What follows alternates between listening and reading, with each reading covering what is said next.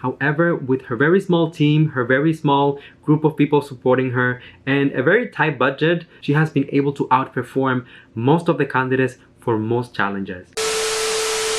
Hello everyone, welcome once again to my channel. It's your boy Luis Portelles, and for today's video we have a very special one because we're gonna be talking about my pre-preliminary competition top picks of Miss Universe Philippines 2022. Actually, I have prepared a list of 13 candidates that I believe have what it takes to make it into the final segment of the competition and potentially succeed and get the crown. As of right now, the preliminary competition has not happened just yet. So of course, just before the coronation night, I will give you guys another updated list, which is gonna be my final predictions for the coronation night of Miss Universe Philippines. But still, today we're gonna be talking about the candidates that all throughout the competition, whether it's on the online challenges, the in-person activities, or even the sponsor activities, have been able to set themselves apart from the group. If you enjoy my video and find some sort of value in it, don't forget to leave a like so that it gets recommended to more people. Subscribe to the channel for more videos like this one almost every single day. And last but not least, let me know in the comment section, what do you think about my list, my comments and feedback, and anything else that you would like to express. So without further ado, I will see you right after the intro. I really hope that you enjoy the video.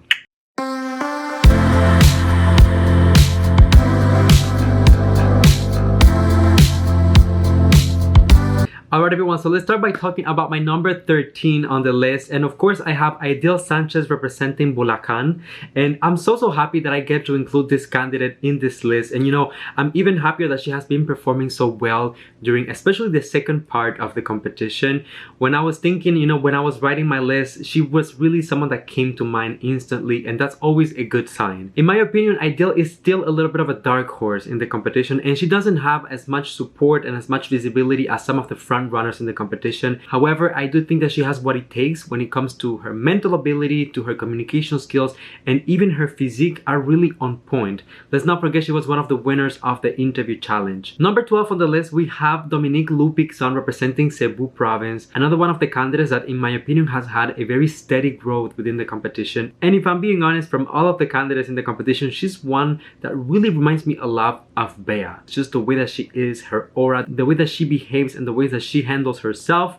I don't know if it's like a Cebu province type of thing, you know, but I definitely see a lot of similarities. I think that she performed really well all throughout the challenges. However, I still feel like I need to know a little bit more about Dominique. I don't know her story. I cannot connect with her on a personal level yet because I feel like we haven't had that chance to really get to know her as a human being. Number 11 on the list, we have Isabelle Lucha representing Mandaue.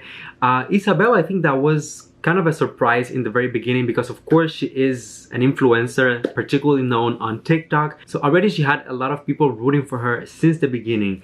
What's really interesting about Isabelle is that she was able to live up to the hype and live up to the expectation all throughout the challenges. But for me, all of that attitude and fierceness that she was giving us in the first part of the competition was a little bit lost when we started having the in-person activities. I think that she's a little bit more shy. And of course, I think that this is her first pageant. So, you know, it's only normal that she will be intimidated in front of everyone in the media and all of that.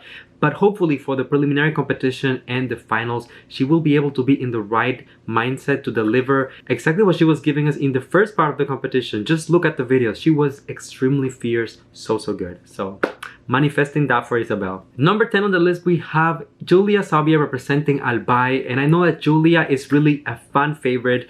Lots and lots of people rooting for her, myself included. I really like her as well. I think that when it comes to all of the challenges that we received in the first part of the competition, she was always like spot on, like A game all the time. Now, compared to what I was telling you earlier about Isabelle, I feel like Julia, however, was able to translate that same level of confidence and just that presence on camera. She was able to translate that to the in-person activities, the photo shoots that they did for the sponsors. So that shows a lot of potential right there. The only reason why Julia isn't higher on my list is because I feel like up until this point in the competition, the fans don't really know her that much just yet. We haven't had many chances to see her speak public. We haven't had a lot of opportunities to really listen to her story and get to know her more on a one-on-one level.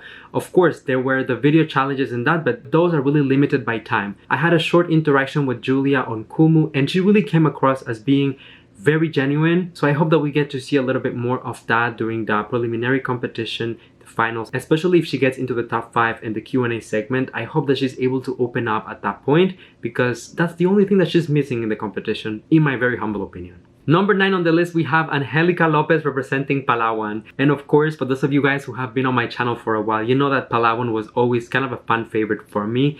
Ever since the introduction photos were presented, I honestly thought that she was so beautiful. She was giving me a little bit of like Rabia Mateo vibes with her styling, with just the way that she is, like her personality, the way that she talks, everything. You know, for some of the girls I was telling you, they have always lived up to the expectation. I think that what I really liked about Angelica is that she always exceeded my expectation. You know, I knew that she wasn't like a pageant veteran. She didn't have a huge following. She didn't have a huge organization supporting her or sponsors. However, with her very small team, her very small group of people supporting her, and a very tight budget, she has been able to outperform most of the candidates for most challenges. For Angelica, I feel like there is still some room for improvement when it comes to the communication skills and the presentation skills.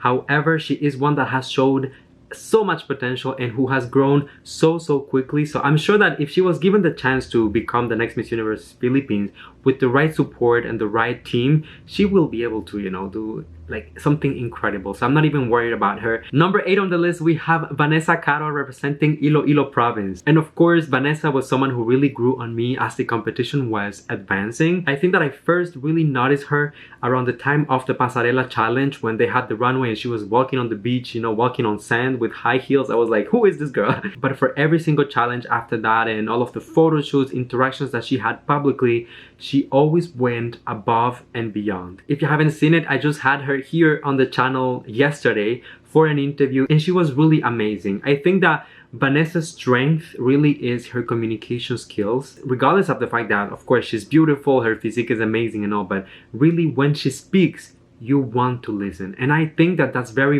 important for a Miss Universe, especially for a Miss Universe Philippines, because we know that the bar is really up there. Number 7 on the list, we have Genesis Latuca representing Baguio. For me, Genesis honestly embodies the meaning of a dark horse in the competition, because since the very beginning, she was the very first winner of a challenge for the entire competition of Miss Universe Philippines 2022 with the introduction photo, of course. I think that's something that Genesis has been able to do very well is her styling. On every single video, every single photo shoot, you name it, as soon as we get to see Genesis, she looks immaculate. I think that when it comes to the dark horses in the competition, she is really the one that I place the highest, not only because she feels as a very fresh candidate, if that is the route that the organization wants to go, but also because she has been able to perform every single time that she had to do that. Similar to the case of Julia, the only issue that I have with Genesis, the reason why I didn't put her higher is because I still feel like I don't know her as a person just yet. I know that she's beautiful, that her body's amazing,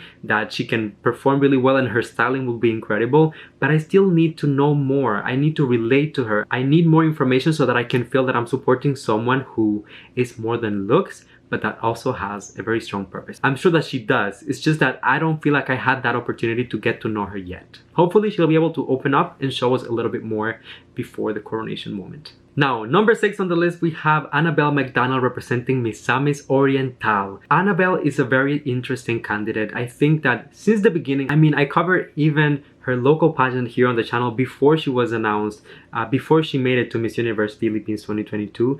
And I always thought that she was very beautiful, first of all, and also very smart. Already with the Q&A back in her regional pageant, you could already tell. There were moments in the competition where I felt like Annabelle was not giving her 100%, like she could have done a little bit more. However, she was never bad, and she was always consistent enough to make it at least within the top 15 of the candidates for me. Now, I have to give her flowers for flowers I do. I feel like Annabelle really was able to peak at the right moment, because as of right now, in the very last segment of the competition, she is performing very well. I recall her performance during the gala night. They just had a dinner party the other night when the candidates had to answer some Q&A questions, some impromptu questions, and she did extremely well. So if she is able to carry that level of performance into the preliminary and then to the finale, I'm pretty sure that she can penetrate the top 5. But I still gave her a number 6 on the list just to stay a little bit conservative. But keep in mind that anything can happen. Any of these girls might be able to switch. You never know. Now, number 5 on the list, we have Chantal Smith representing Cebu City. This is probably one of the emotional favorites that I have in the competition. She was actually the very first candidate that I got to interview here on the channel for this year's edition of Miss Universe Philippines. The first thing about Chantal that will hit you is how relatable she is, how smart, and how logic she is. Like, she makes a lot of sense for someone who is only 20 years old. Like, she is very young. However, when you talk to her, she feels like a mature woman, which is a very good compliment in my opinion. I know that some people don't like it when you call them mature, but Chantal speaks with a lot of substance. In the beginning, some people were complaining about the styling and the makeup and different elements here and there, but I think that as the competition has progressed, she has evolved into a more polished version of herself. The photo shoots that I've seen so far, the swimsuit photo shoot that she released, the presentations that she had during the gala night, even the moments that I got to see her doing, you know, interactions for the press or photo shoots for sponsors, she was always a standout compared to most candidates, and I think that's very revealing. Keeping in mind that Harnaz was 21 years old when she won her title of Miss Universe, I think that Chantal will be a very solid option for the crown if that's the route that the Miss Universe Philippines organization wants to go. Keep in mind that it's not just about the candidate being good, you also have to keep in mind the organization's interest and the direction that they want to go in. So if they're looking for young, fierce, and still mature with substance, I think that she's an incredible option. Number 4, we have Pauline Evangeline representing Bohol. You know, in the past few days, I have seen a lot of people complaining about Pauline and her performance, which honestly, I don't really understand. I feel like Pauline really has that aura of a winner. She really has the communication skills. She has the facial beauty. She has a beautiful body as well. Although people might criticize it sometimes, and I know that she's not everyone's cup of tea, but I don't think that takes away from her potential. In terms of communication skills, I think that Pauline is one of the best ones in the competition because not only she's very eloquent, but also she makes sense. There is no nonsense, no pageant patty. She's able to deliver cohesive answers. In my opinion, what people might be referring to is that Pauline has a very sweet personality, and at this point in the competition, we are really seeing that the candidates are becoming a little bit more aggressive with the way that they present themselves, the way that they go on the runway, the way that they present in the photo shoot, and Pauline has really to step up that aspect of herself. I don't think that she lost her spark, as some people have been saying. I feel like perhaps she hasn't peaked just yet in the competition. The determining factor for her will really be how she performs during the preliminary competition and ultimately what she will present during coronation night. Crossing fingers and hoping for the best. Now we are getting into my top 3 predictions, and of course I'm guessing that some of you might already have an idea of who the candidates are going to be, but please stay with me because I'm gonna tell you precisely why each one of these candidates has this position. Number 3 on the list, we have Katrina Yagado representing Taguig. I have said this many times. Katrina, in my opinion, is one of the most beautiful, consistent, and just like wholesome candidates of the entire competition.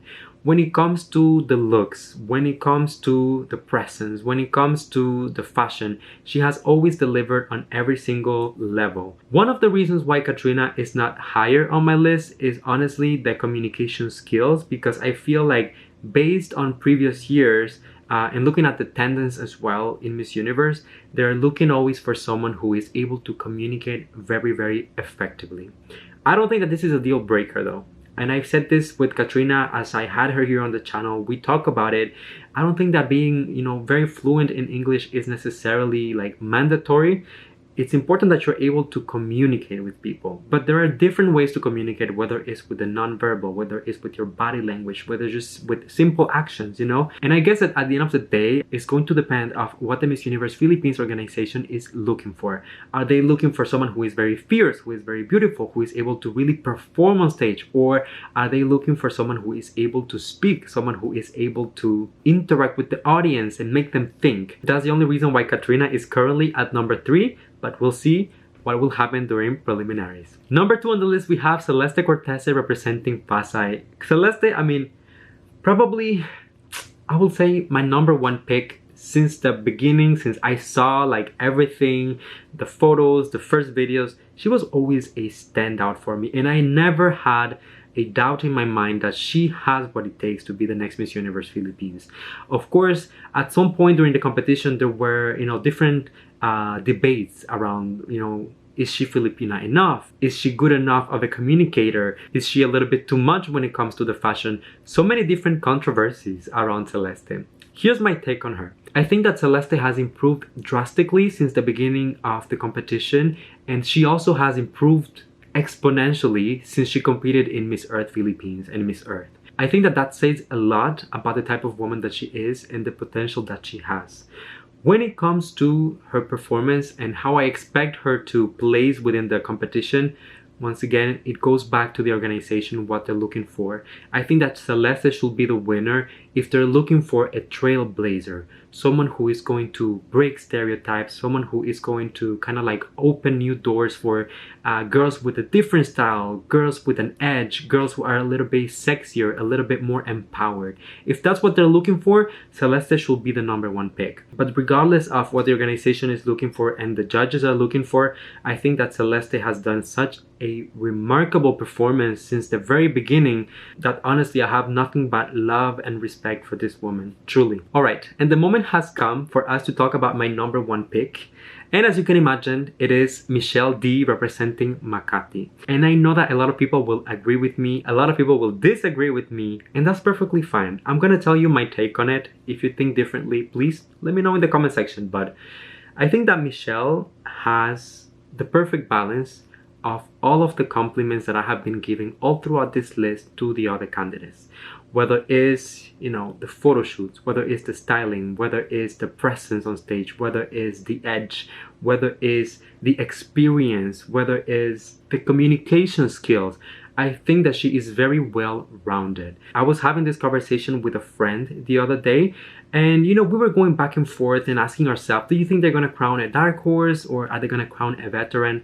I personally think that it will be a very good idea for the organization to go with a veteran. And I think that the reason for that is because since the Miss Universe organization became an independent organization, before they used to be with Binibining Pilipinas, they haven't really had a winner just yet. They had Rabia, which brought a lot of visibility, a lot of attention. There were so many different conversations around Rabia, good and bad, but at the end of the day, she was still able to place within the top 21. Then we had Bea, who was a dark horse in the competition, trailblazer because of her edge, because of her looks, because of being part of the LGBTQ+ community, and ultimately she performed very, very well, making it to the top 5 of Miss Universe. However, the one thing that they haven't accomplished just yet is a winner as an independent organization. Keep that in mind. Binibining Pilipinas had their Catrionas and they have their Pias, but the Miss Universe organization still needs that title holder.